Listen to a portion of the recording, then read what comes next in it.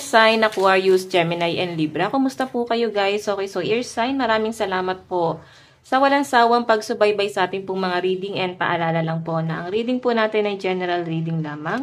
So, maaari po kayo guys makarelate, maaari rin naman pong hindi, kaya gawing gabay lamang, okay? So, air sign, kung ikaw ay bago pa lang sa ating channel, mag-subscribe na po kayo, and i-click mo na rin yung ating notification bell para lagi po kayo guys updated sa ating mga bagong upload. So, tingnan natin air sign, ano bang inyong gabay, kapalaran? Air sign, Aquarius, Gemini, Libra. Okay. Gabay kapalaran po ni air sign.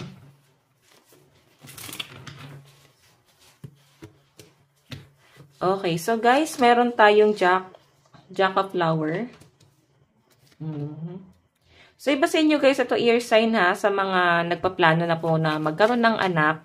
Siguro, iniisang tabi nyo muna to ng person mo. Kasi, nandyan yung 10 of Diamond. Siguro, mas nakapokus kayo ngayon ng person mo sa stability.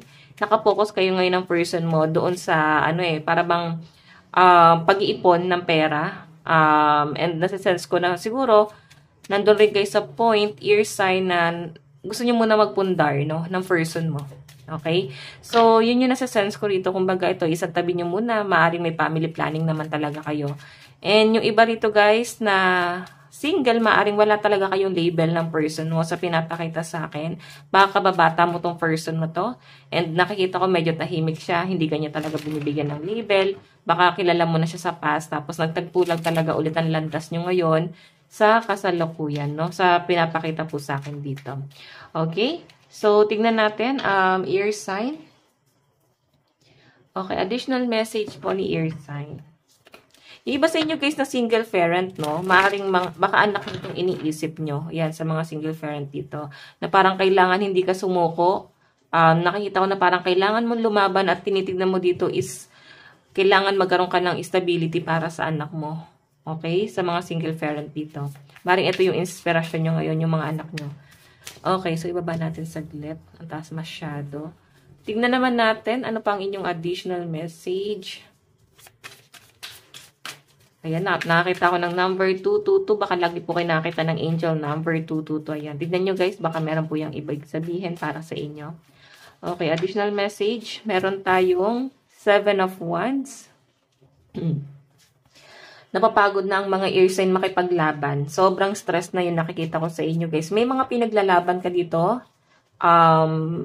Pinagtatanggol mo yung sarili mo. And nakikita ko guys, parang sobrang stress ka na. Na-involve ka ba sa problema ng ibang tao?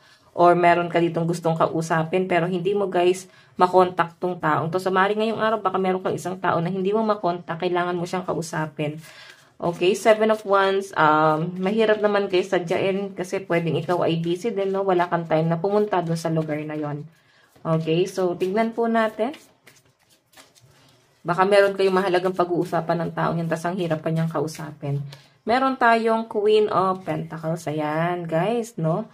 Nakikita ko sa inyo na talagang iniipon mo yung pera mo dito kasi Queen of Pentacles. Okay, so meron tayong Death. Oh.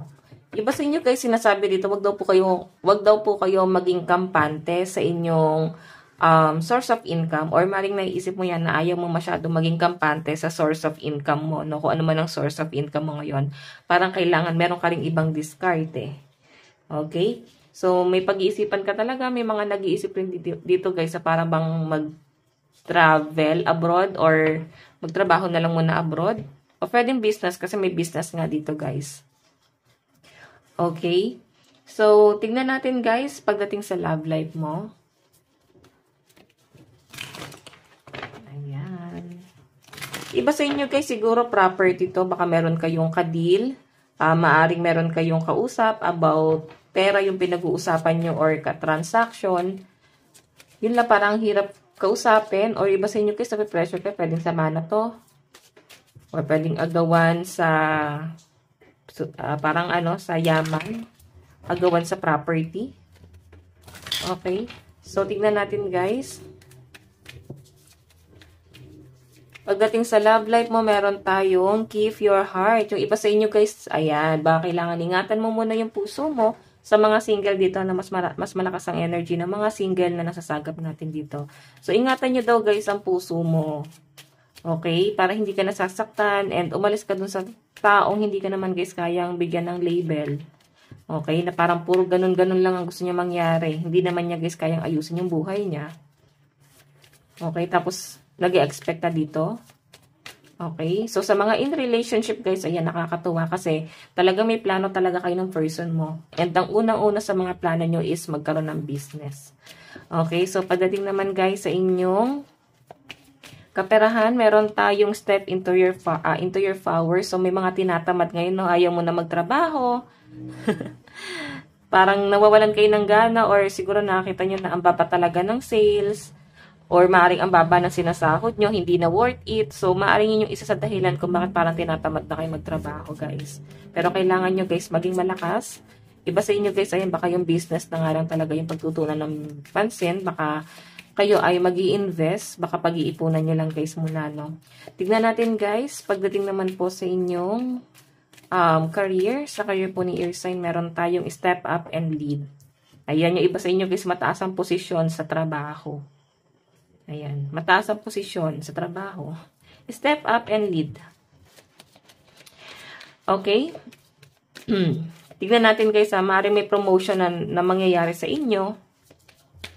Or maaaring ikaw yung boss. Okay? Pag sinabi kasing ganito, parang leader type eh. Maaaring boss ka eh. Tinitingala ka, ganyan. Okay, so tignan natin guys, pagdating naman sa inyong mga kaibigan, meron tayong reveal what need to be seen. Ayan, ibig sabihin, hindi lahat ng kaharap mo guys totoo sa inyo. Ear sign. Maring meron ka madidiskubre, meron ka matutuklasan pa, no? Meron ka madidiskubre, maring meron kang nabalitaan na sinasabi sa inyo, maaring may mga chismis. Okay, yun yung nasa sense ko rito guys. Ayan, limitahan mo na lang guys, or piliin mo nga buti sino ba ang mga kaibigan mo. Or maring nangyari na siya guys sa past. Maring may mga pag-aaway, hindi nagkaintindihan, may mga nailabas na mga dapat sinesekreto na lang guys. So, may nakikita ko guys pagpapatawad dito. Siguro merong gustong humingi ng tawad, pero maring hindi na lang guys. Meron dito guys energy, no? Maaring lumayo na lang, hindi na guys nakipagsagutan, hindi na guys pumatol. And be humble kasi yung energy niya, oh. Pwede ikaw to, yung nakaalitan mo siguro. Or nabalitaan mo na meron siya sinasabi sa inyo. So guys, ito lang po ang inyong reading. Ayan, tignan naman natin ang inyong advice. Okay, so maaring ang mga kadil ng mga air sign is Libra, Aries, Capricorn, and Scorpio. Advice. Meron tayong confident. Ayan. Kailangan i-boost nyo ang inyong confident air sign. So guys, ang lucky number mo is 1 and 12. Okay, so ito lang guys ang inyong reading. Hanggang sa muli, God bless and love you all. Bye-bye po!